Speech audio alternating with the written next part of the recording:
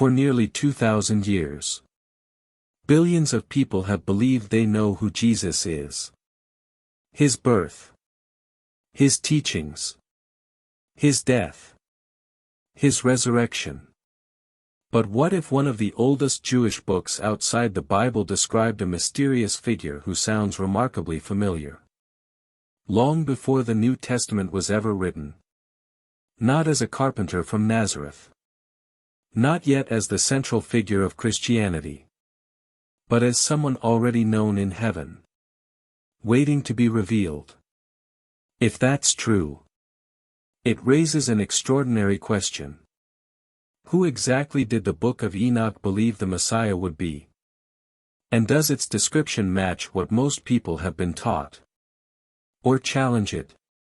Tonight, we're returning to the ancient sources. Not to defend a tradition. Not to attack one. But to ask a simple question. What does the text actually say? For many people, the story seems simple. If the Book of Enoch contains something important, why isn't it in the Bible? It's a question that has echoed for centuries. And the answer is far more complicated than most people realize. Although one Enoch disappeared from the biblical canon used by most Jewish and Christian traditions, the book itself never truly disappeared. For centuries, it continued to be copied, read, and preserved. Most remarkably, within the Ethiopian Orthodox Church, where it remains part of Scripture to this day. But its influence reached even further. Fragments of the Book of Enoch were discovered among the Dead Sea Scrolls. Hidden for nearly 2,000 years in caves overlooking the Dead Sea. Those discoveries proved something extraordinary. Long before Christianity began, Jewish communities were already reading, copying, and preserving this mysterious book. That single discovery changed the conversation forever. Because whatever someone believes about the Book of Enoch, one thing became impossible to deny. Its ideas were already shaping religious thought before the New Testament was written. And among those ideas was one mysterious figure, described in language so remarkable that historians, theologians, and Bible readers are still debating its meaning today. Who was this person?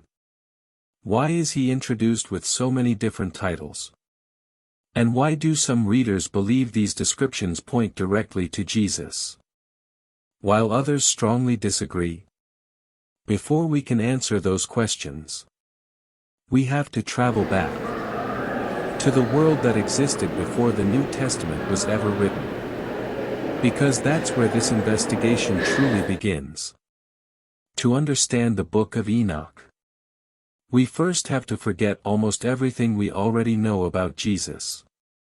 Because when these words were first being read, Jesus of Nazareth had not yet been born. There were no Gospels, no churches, no crosses, no Christian theology. Only people living under foreign rule. Waiting. Waiting for God to act. Waiting for justice. Waiting for the promises made to their ancestors to be fulfilled. For centuries, Israel had endured conquest after conquest. Babylonians, Persians, Greeks, and now, Rome. Each generation asked the same haunting question. When will God finally intervene? The Hebrew scriptures spoke of hope. A future king. A righteous servant. A kingdom that would not pass away. But they didn't always describe that hope in exactly the same way. Some passages spoke of a descendant of David. Others described a suffering servant. Daniel saw someone like a son of man, coming with the clouds of heaven. Each image added another piece to a puzzle. But no single text answered every question. And into that world, a remarkable book appeared. Not replacing the scriptures, but expanding the conversation. Its name was 1 Enoch. Most people think of the Book of Enoch as a story about fallen angels, the Watchers, and giants. But hidden deeper within the book is another section. A section many readers never reach. Known today as the Parables of Enoch. And it's here, not in the story of the Watchers, that we encounter one of the most mysterious figures in all of ancient Jewish literature. He has no ordinary name. Instead, he is introduced through titles. Titles that seem to reveal his identity, while hiding it at the same time. The elect one. The righteous one. The Son of Man. Who was this figure? An angel? A future king? A symbolic character? Or someone else entirely? Before we jump to conclusions, let's read what the text actually says. Our investigation now reaches one of the most important passages in the entire Book of Enoch. Chapter 46. This is the first time the mysterious figure steps fully into view. And from the very beginning, the description is unlike anyone else in the book. Enoch writes of a vision in heaven. Not of earth. Not of a battlefield. Not of a king seated in Jerusalem. But of a heavenly courtroom. A place where divine judgment is about to unfold. And standing there is someone Enoch has never introduced before. Enoch first sees what many readers recognize as the Ancient of Days, a figure familiar from the book of Daniel. But then, his attention shifts. Standing beside him is another figure. Not identified by a personal name. Not introduced as a prophet. Not called an angel. Instead, Enoch simply describes him as someone whose appearance is like that of a man. Then the angel accompanying Enoch reveals something extraordinary. This is the first time the title appears. The Son of Man. Today, those three words immediately remind many people of Jesus. But remember, we're reading this text on its own terms. Long before the New Testament. Long before the Gospels. So before making any comparisons, we need to ask an important question. What did Enoch mean by this title? Fortunately, the passage doesn't leave us guessing.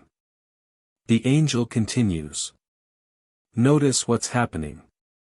The identity of this figure isn't explained through physical appearance. It's explained through character. Through authority. Through purpose. He is associated with righteousness. He reveals hidden things. He possesses wisdom. And according to the vision, his authority comes directly from God himself. Already, this is far more than an ordinary human ruler.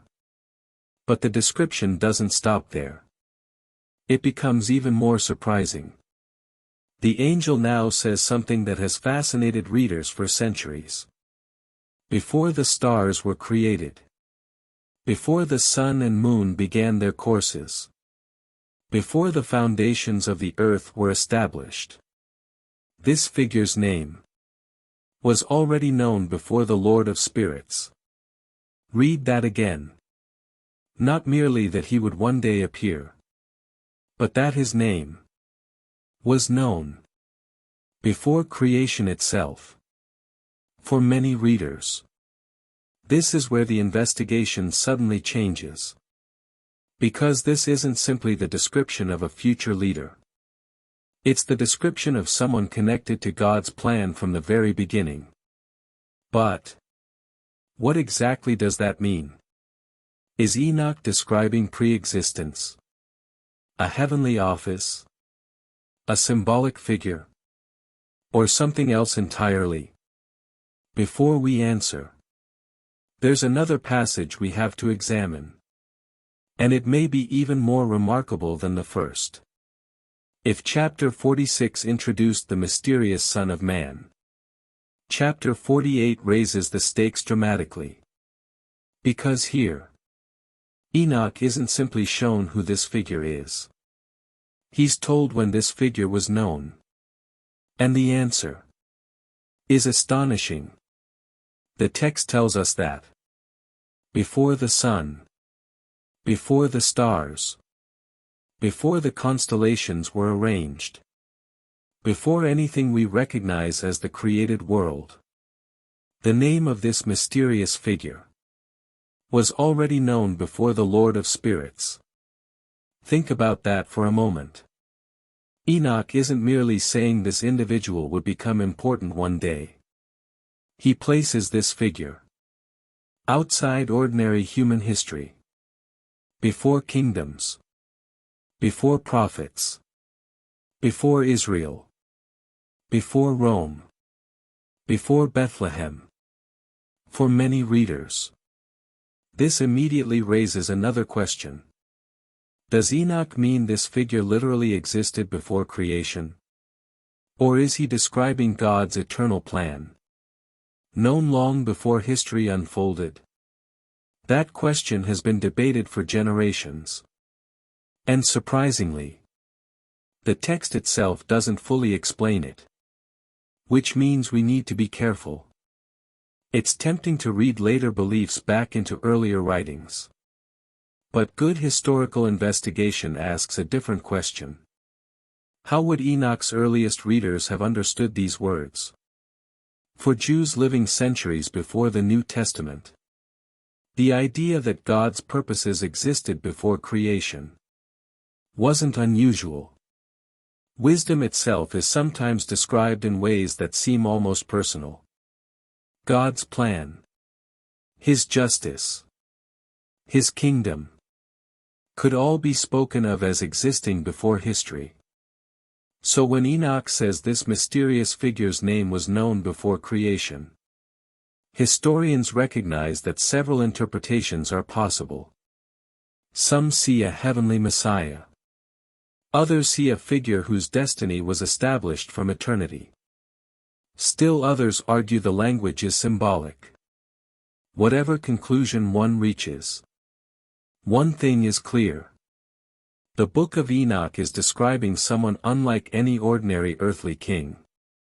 But then, the chapter makes another remarkable statement. It says this figure was hidden. Hidden. Until the appointed time. Not forgotten. Not created later. Hidden. Waiting. And suddenly, another question emerges. Hidden. From whom? And waiting. For what? So far, we've encountered two titles. The Son of Man. And now, the Elect One. Are they the same individual? Why does Enoch keep changing the name? Ancient writers rarely chose titles at random. Every title revealed another part of a person's identity. Which means, before we can understand who this figure is, we need to understand what these titles actually meant. And that's where our investigation takes another unexpected turn. By now, a pattern is beginning to emerge. The mysterious figure in Enoch doesn't have just one title. He has several. The Son of Man. The Righteous One. The Chosen One. And perhaps most frequently, the Elect One. At first glance, these may sound like different people. But as we follow the text carefully, something remarkable begins to happen. The descriptions start overlapping. Again. And again. And again. Almost as though Enoch is showing us different sides of the same individual. Why so many names? In the ancient world, titles often revealed someone's role, rather than replacing their identity. A king could also be called a shepherd, a judge, a servant. Each title emphasized something different.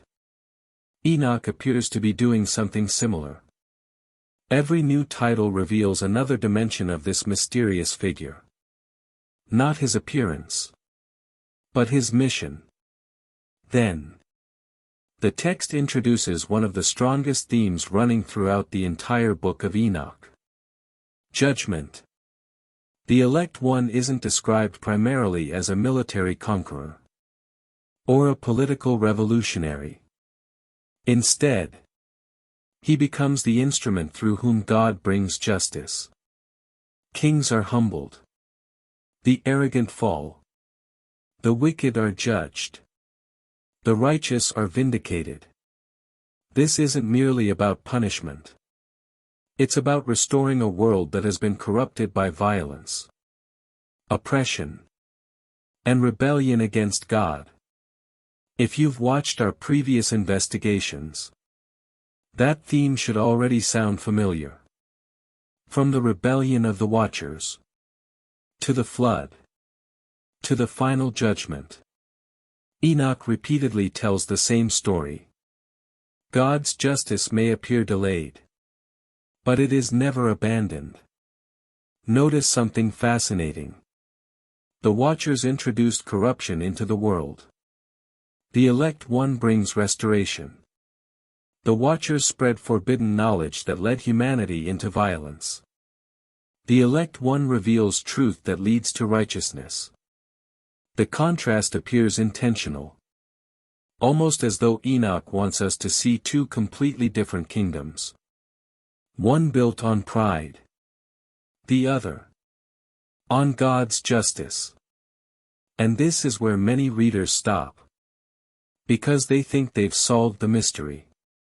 They see judgment. They see righteousness. They see the Son of Man. And they immediately conclude. This must be Jesus. But history rarely rewards quick conclusions.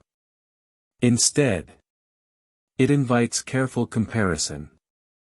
Because another ancient book, written centuries before Christianity, also describes a mysterious Son of Man. And the similarities are impossible to ignore. Long before the Book of Enoch described the mysterious Son of Man, another Jewish prophet recorded a vision. One that would influence generations of readers. His name was Daniel. And his vision has become one of the most discussed passages in the entire Hebrew Bible.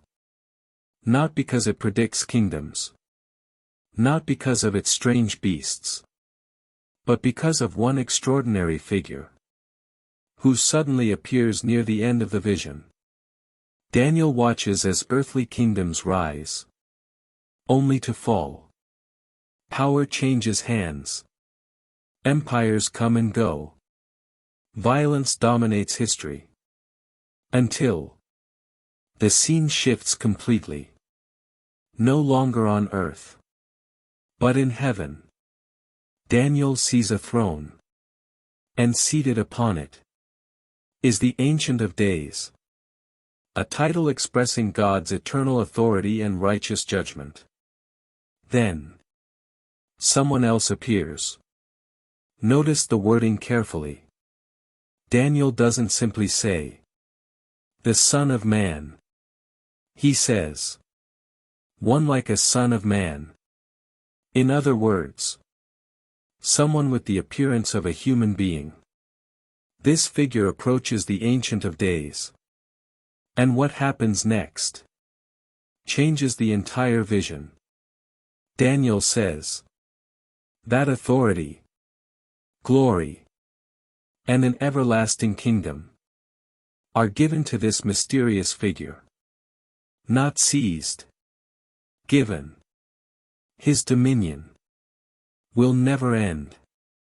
His kingdom will never be destroyed. The language is breathtaking. A human-like figure, receiving eternal authority in the very presence of God. Now the comparison becomes impossible to ignore. Both Daniel and Enoch describe a heavenly figure connected with divine judgment. Both place this figure near God's throne. Both associate him with everlasting authority. Both portray him as central to God's final victory over evil. But here's where careful investigation matters. Enoch isn't quoting Daniel word for word. He's expanding the imagery, adding details, developing ideas. Almost as if he's inviting his readers to think more deeply about the mysterious figure Daniel introduced centuries earlier. That observation is one reason many historians believe the Book of Enoch belongs within the rich world of Second Temple Judaism, a period when Jewish writers reflected on earlier scriptures and explored their meaning in new ways. By the time Jesus was born, Daniel's vision had already shaped Jewish expectations for generations. The language of the Son of Man. The expectation of final judgment. The hope that evil kingdoms would not have the last word. All of these ideas were already alive in the world. Which brings us to the question at the very heart of this documentary. When Jesus repeatedly called himself the Son of Man, what did his earliest listeners hear? Did they think only of ordinary humanity? Or were they remembering Daniel, Enoch, and centuries of expectation? To answer that, we have to open the New Testament. Not to force a conclusion, but to compare the texts carefully, line by line. By the time Jesus began his public ministry, the title, Son of Man, was already centuries old. It wasn't invented in the New Testament. It already existed in Jewish scripture, and in writings like the Book of Enoch. That doesn't automatically mean everyone understood it the same way. But it does mean Jesus wasn't introducing a completely unfamiliar language. He was speaking into a conversation that had already begun generations earlier. One of the most remarkable facts in the Gospels is how often Jesus refers to himself not simply as the Messiah, but as the Son of Man. More than any other title, this is the one he repeatedly chooses. Sometimes he uses it while speaking about his earthly ministry. Sometimes while predicting his suffering. And sometimes while describing a future moment of judgment. When the Son of Man comes with glory. For many readers, those words immediately echo Daniel. But others notice something else. The Book of Enoch. Notice something important. We're not saying these passages are identical. They're not. Each text has its own context, its own purpose, its own audience. But the similarities are striking enough that they've become the subject of scholarly discussion for decades. Did Jesus intentionally draw upon Daniel? Did the language of books like Enoch shape how some Jewish audiences understood the title? Or are these simply shared themes, developing within the same religious world? These aren't modern internet questions. They've been debated by historians, biblical scholars, and theologians for generations. And this is where careful investigation becomes so important. It's easy to make two opposite mistakes. One is to claim every similarity proves direct dependence. The other is to dismiss every similarity as coincidence. History is rarely that simple. Ancient Jewish literature was deeply interconnected. Ideas were discussed, expanded, interpreted, and revisited across generations. That's why understanding context matters just as much as reading the words themselves. But perhaps the biggest surprise isn't the title, Son of Man. It's what Enoch says this figure will actually do. Because according to the vision, the final role of this mysterious figure isn't simply to teach, or even to rule. It's to judge the entire world. And that's where our investigation reaches its most dramatic chapter. Up to this point, our investigation has focused on identity. Who is the Son of Man? Why is he called the Elect One? Why does Enoch describe him before creation? But now, the book shifts our attention from who he is to what he will do. And according to Enoch, that mission is unlike anything the world has ever seen. Enoch describes a day when earthly power finally reaches its limit. Kings, rulers, the wealthy, the powerful, those who believed they could never be questioned, suddenly stand before a judge they cannot influence. No armies, no wealth, no political power, no hidden corruption. Only the truth. This explains something important about the Book of Enoch. Its central message isn't fear. It's justice. Again and again, Enoch returns to the same promise. The wicked will not rule forever. Violence will not have the final word. Oppression will not last forever.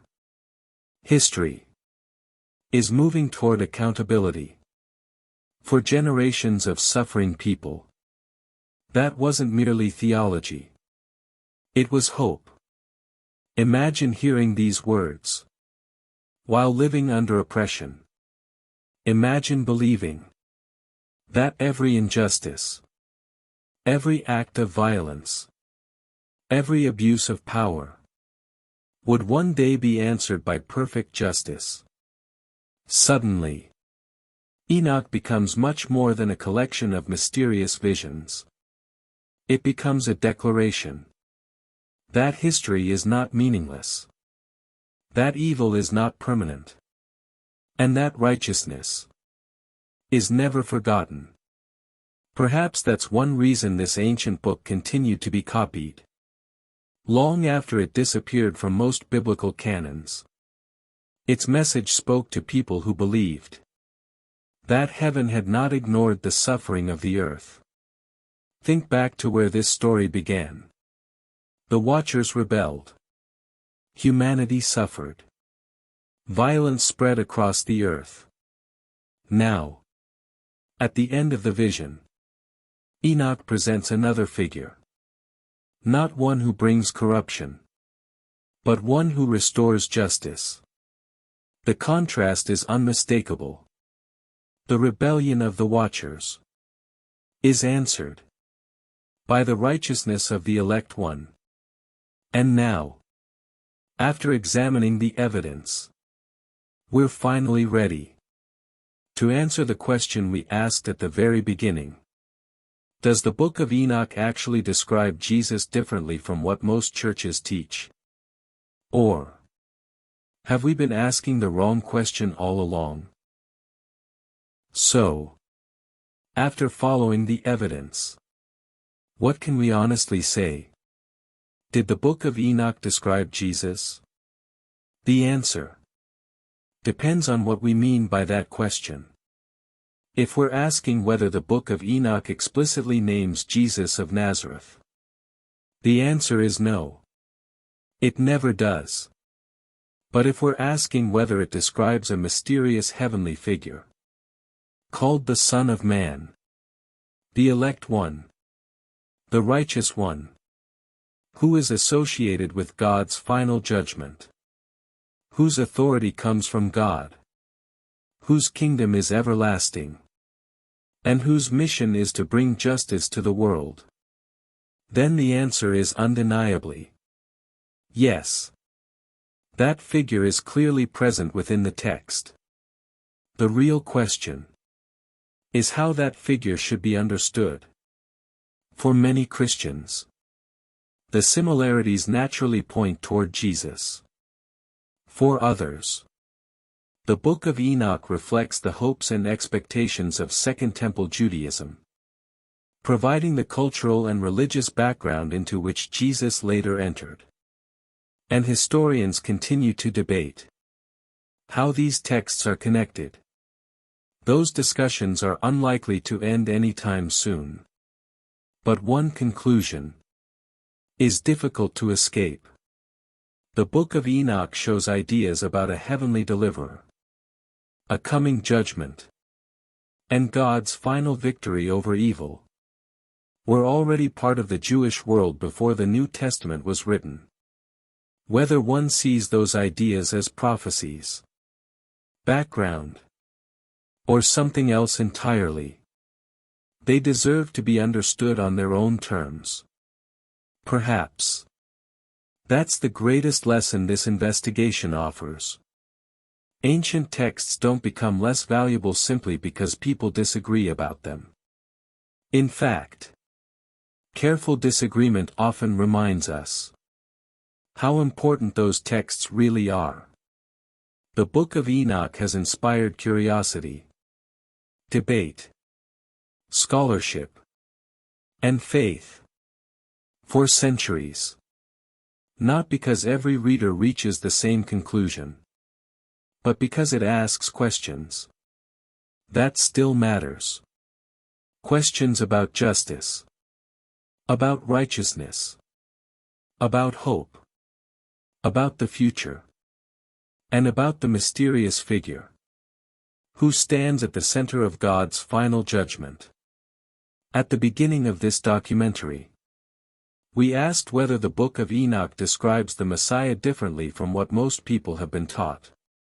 After examining the evidence, perhaps the better question is this: have we spent so much time debating whether the Book of Enoch belongs in the conversation that we've forgotten to carefully read what it actually says? Whatever conclusion you reach, I hope this investigation has encouraged you to return to the ancient sources, to read them carefully, to understand their historical context, and above all, to follow the evidence wherever it leads. If you enjoyed this investigation, and you believe ancient history deserves to be explored with honesty, rather than sensationalism, consider subscribing to the Ninth Tablet. Every week, we return to forgotten manuscripts, ancient civilizations, and the texts that continue to shape our understanding of history. Because sometimes, the oldest questions lead to the most extraordinary discoveries. Until next time, keep reading, keep questioning, and keep following the evidence wherever it leads.